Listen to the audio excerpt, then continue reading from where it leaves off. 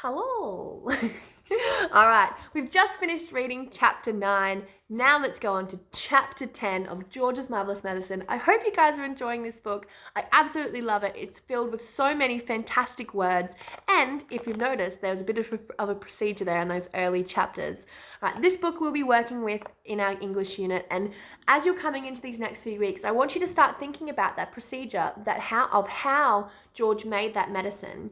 And maybe if you can start thinking of your own procedure that you could make to give to your grandma. Oh my gosh, because that is what we're going to be doing this week. We're going to be making our own marvelous concoction or medicine or food that you can give to one of your parents or grandma or grandfather, all right, that will blow their socks off, okay? So let's have a look at chapter 10, A Crane for Grandma. Well, here's the picture to start off with. What do you think is going to happen in this chapter? Oh my goodness, Grandma.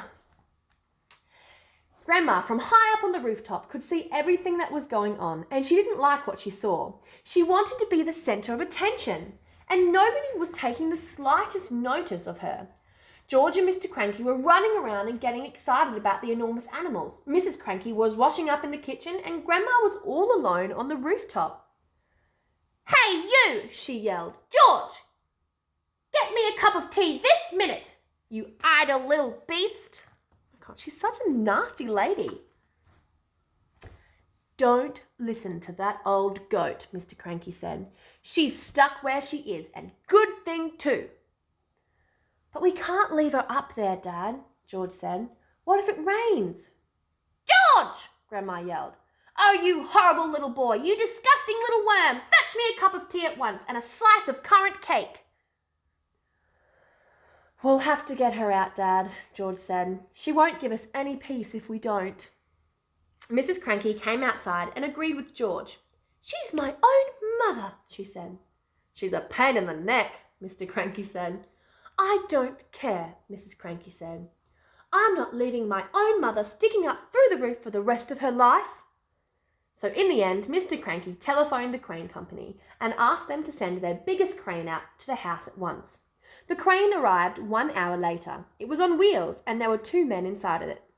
The crane man climbed up on the roof and put ropes under Grandma's arms.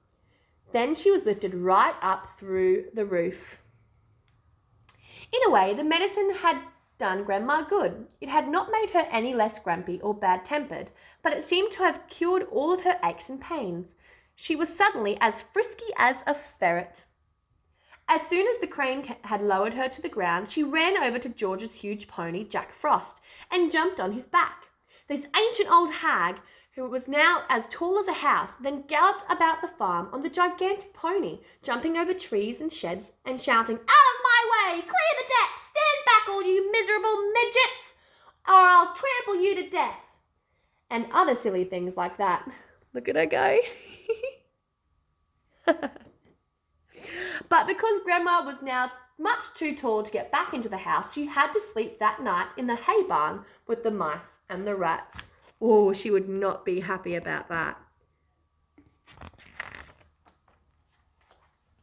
That's the end of chapter 10, a nice short one there for you today. I hope you're really enjoying this book, guys. As I said, it is one of my favourites, and if you keep on following along, if you've forgotten that part about George and making his procedure, you might have to go back to those few chapters. I'm pretty sure it's chapter 4 through 6, all right, just to refresh your memory on his little procedure and how he made the medicine, just to get you up to date on your activities this week, where you are expected or asked to write a procedure about George's medicine. All right, have fun, guys. I miss you so much. I hope to see you soon. Bye.